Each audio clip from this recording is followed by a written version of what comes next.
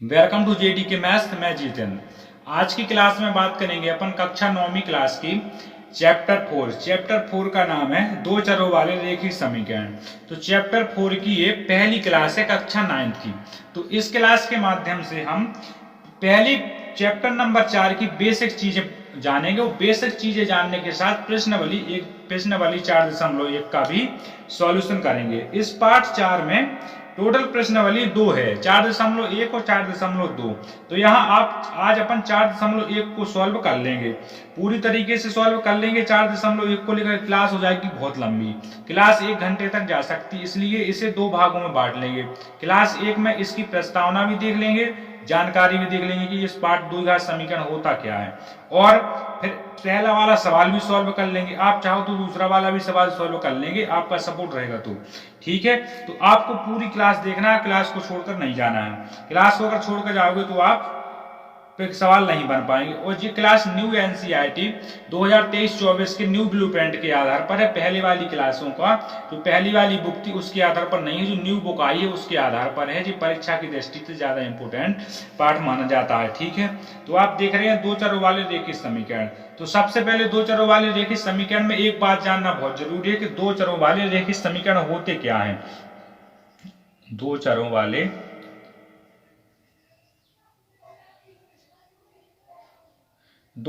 वाले रेखिक समीकरण,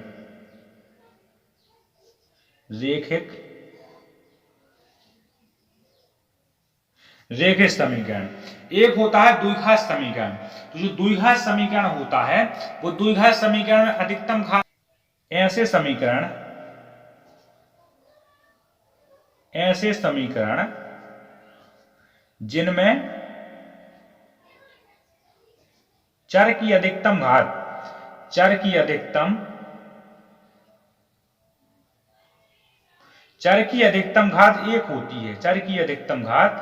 एक होती है। जहां चर की अधिकतम घात एक होती है वहां बनता है रेखिक समीकरण। रेखिक समीकरण का मतलब सबसे पहला वाला पद, जो सबसे पहला समीकरण होता है। एग्जाम्पल के तौर पर देखेंगे, जैसे 3x + 5, इसमें दो चर हो गए, एक चर और दो चर।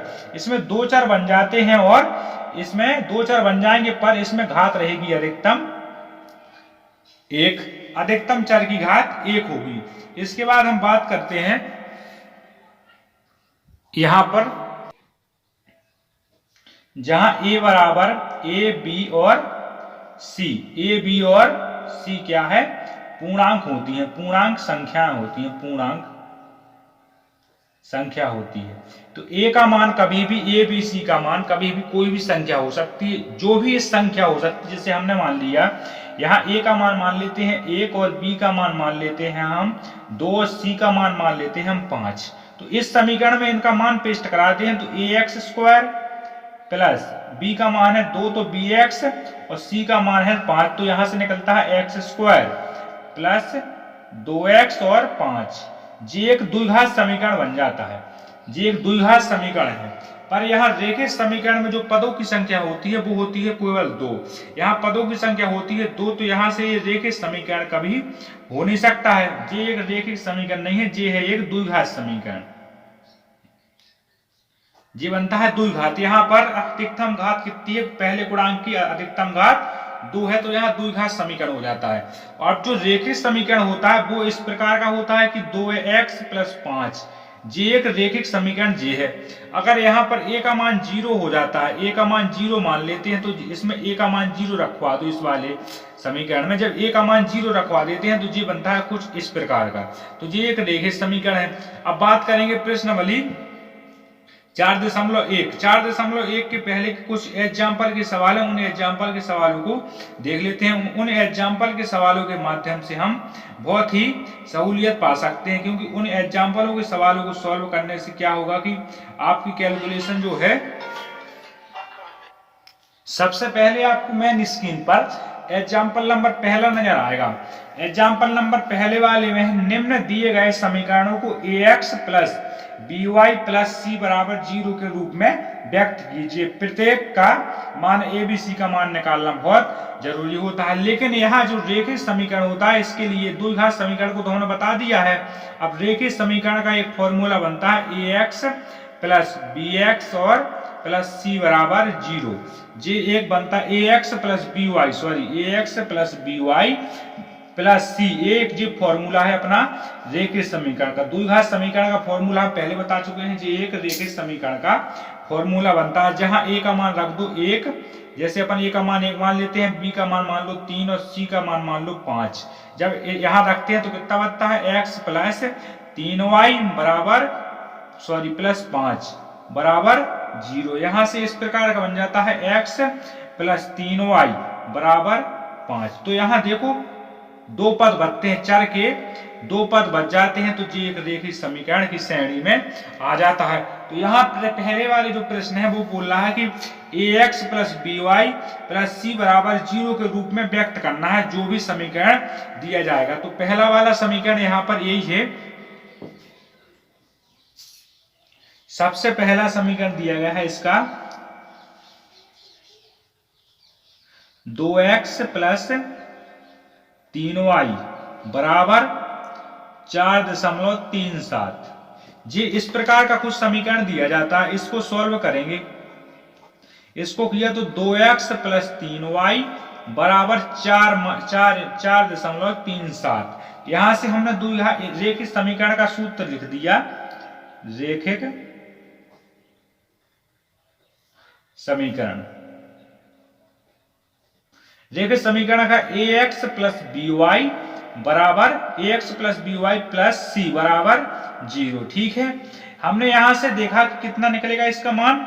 हमने इसको देखा तो a का मान तो है 2x का लगा है, x का x, और a का मान निकलता है यहां से 2। a का मान तो निकल गया 2 और b का मान निकल गया 3। पर c के मान में आपको डाउट होगा कि यहाँ लगा है प्लस और यहाँ लगा है बराबर, तो जी वाला पद जाएगा प्लस से तो हो जाएगा माइनस का। तो c का मान 4.37 माइनस के 4.37। यहां से a b c के मान जी निकल आते हैं टोटल। ये इसका आंसर बनता है। तो वीडियो अच्छा लग रहा हो तो लाइक कर दें, शेयर कर दो अपने दोस्तों के साथ, शेयर भी कर दें। और वीडियो अगर चैनल को अभी तक सब्सक्राइब करके नहीं रखा तो चैनल को सब्सक्राइब जरूर कर लें, क्योंकि 9वीं 10वीं की सभी विषयों का सॉल्यूशन किया जाता है न्यू ब्लूप्रिंट के आधार पर, 2023-24 के न्यू ब्लूप्रिंट के आधार पर, न्यू एनसीईआरटी बुक के आधार पर। इस करते हैं प्रश्नावली 4.1। प्रश्नावली 4.1 का जो पहला सवाल है, एक नोटबुक की कीमत एक कलम की कीमत से दो गुनी है। एक कलम की कीमत से दो गुनी है, तो इस कथन को निरूपित करने के लिए एक नोटबुक की कीमत एक कलम की कीमत से दो गुनी है, कलम की कीमत से दो गुनी है। तो मान लेंगे सबसे पहले नोटबुक की कीमत, माना एक नोटबुक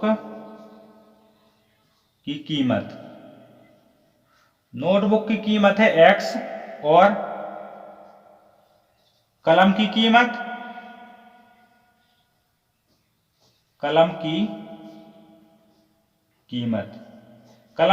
मान ली अपन ने y रुपए है, इसकी x रुपए, इसकी y रुपए है। तो हमने देखा एक नोटबुक की कीमत एक कलम की कीमत से दो गुनी है। जिस समीकरण इसका बनाना है, मान लीजिए नोटबुक की कीमत नीचे लिखी है और कलम की कीमत y है, तो इसको रेखिक समीकरण के रूप भर में व्यक्त करना है। तो प्रश्न के अनुसार, जो प्रश्न ने कहा हमने उसी के अनुसार अब लिख देना है। प्रश्न बोल रहा है कि नोटबुक की कीमत कलम की कीमत से दुगनी है। नोटबुक की कीमत एक कलम की कीमत से दुगनी है। तो हमने लिख दिया नोटबुक की कीमत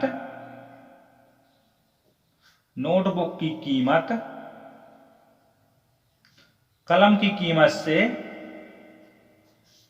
कीमत से दो गुनी है। दो गुनी का मतलब होती है दुगनी। हमने नोटबुक की कीमत मानी है जब x और कलम की कीमत हो जाती है उससे दुगनी, तो 2y। इसको बनाना है रेखिक समीकरण को बराबर हो जाएगा 0 जब बनेगा अपना समीकरण, तो x माइनस 2y बराबर हो जाएंगे 0। ये इसका बन जाता है एक रेखिक समीकरण। तो रेखिक समीकरण के रूप में व्यक्त करना है, यही इसका आंसर है। तो वीडियो अच्छा लग रहा हो तो वीडियो को लाइक भी कर दें और शेयर कर दें तथा चैनल को अगर सब्सक्राइब करके नहीं रखा है तो चैनल को सब्सक्राइब जरूर कर लें, क्योंकि न्यू एनसीईआरटी बुक के आधार पर 2023 का ही सभी सॉल्यूशन करवाया जा रहा है। फिर बढ़ते हैं सवाल नंबर दूसरे की तरफ। तो दूसरा वाला जो सवाल है वो बोल रहा है कि पहले सवाल दूसरे को ध्यान से पढ़ना है।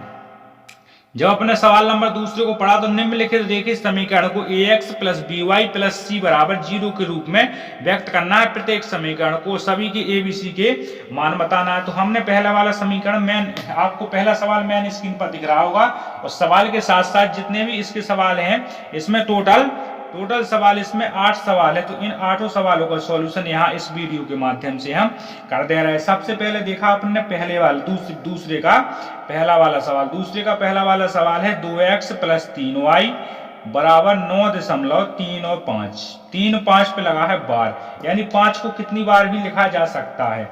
इसका किया सॉल्यूशन। जब इसका सॉल्यूशन किया तो 2x प्लस 3y बराबर है 9.35 पे लगा है बार। तो हम इसके पहले समीकरण को सही तरीके से लिख लेते हैं। 2x प्लस 3y माइनस के 9.35 पे लगा है बार बराबर में 0। हमने देखा कि द्विघात जो हमारा रेखिक समीकरण है, रेखिक